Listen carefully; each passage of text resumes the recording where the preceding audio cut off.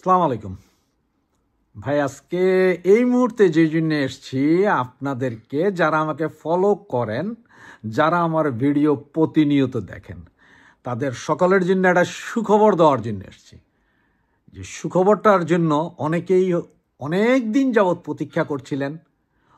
যারা প্রতীক্ষা করেন নাই বা যারা এই সুখবরটা শুনবেন, অনেকে তো হাততালি দিবেন। আজকের রাতের ঘুমটা কিন্তু আপনাদের সকলের সেই রকম হবে ভাই। তো তার আগে আমার মনে হয় আমরা একটু মজা করে নেই নাকি।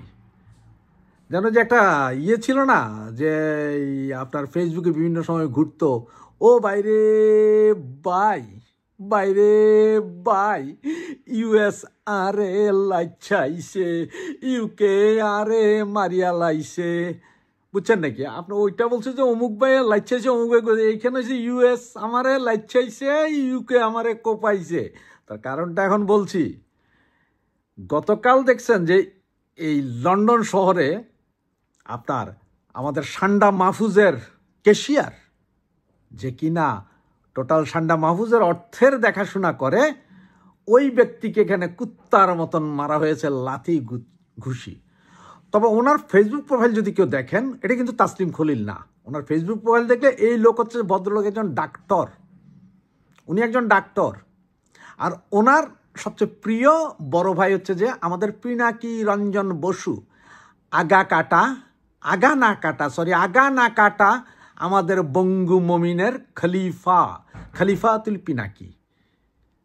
ওনার যেই অবস্থান তা আপনারা সবাই জানেন।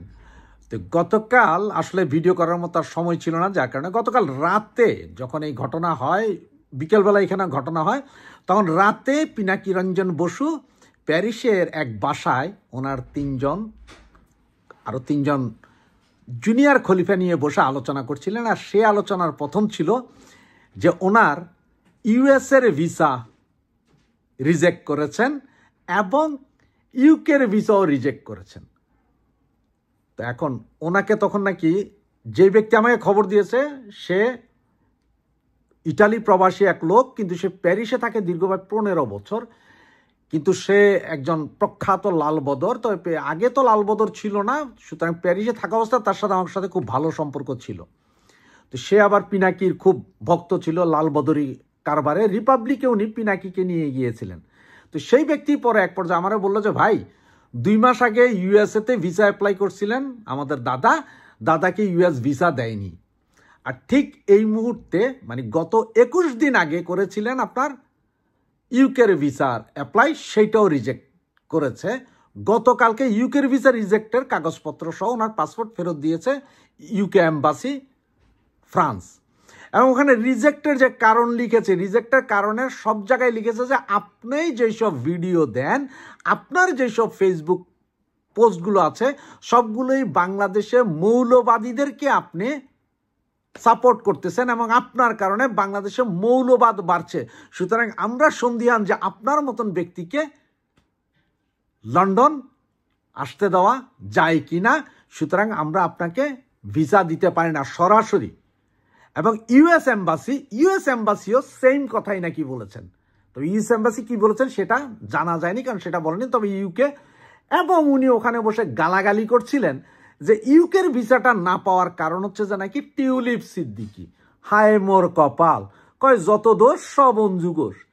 টিউলিপ সিদ্দিকি তো মন্ত্রী না রে ভাই, উনি এখন তো একজন নর্মাল এমপি। তার উপর আবার আপনারা 140টা দুর্নীতির মামলা করছেন, তাহলে টিউলিপের কথা শুনে কে? আপনার মৌলবাদীর কারণে, আপনার মৌলবাদিতার কারণে আপনি পান নাই ইউরোপের ভিসা এবং ইউএসের ভিসা। সম্ভবত ইউএস এবং ইউকে আপনি যখন ভিসার অ্যাপ্লাই করেন, তখন আপনার ফেসবুক প্রোফাইল দেখে, আপনি ইউটিউব চ্যানেল থাকলে ওগুলো দেখে। উনি গর্বের সহিত, উনি একজন সাংবাদিক ব্লগারিস্ট দিয়ে উনি ওগুলো দিয়েছিলেন। ওগুলো দেখে বলছে আপনি তো সব সালার মৌলবাদীদেরকে আপনি প্রোভাইড করেন, আপনি অনেক মৌলবাদীদের পয়সা করে দেন। এইটা বলেই হারামখোরের ভিসা রিজেক্ট করেছে।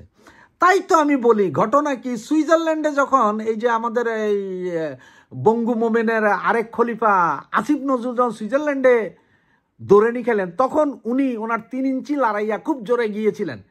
তো এখন আবার এই যে ইউএসএ তো দৌড়ানি খেলেন সান্ডা মাহফুজ।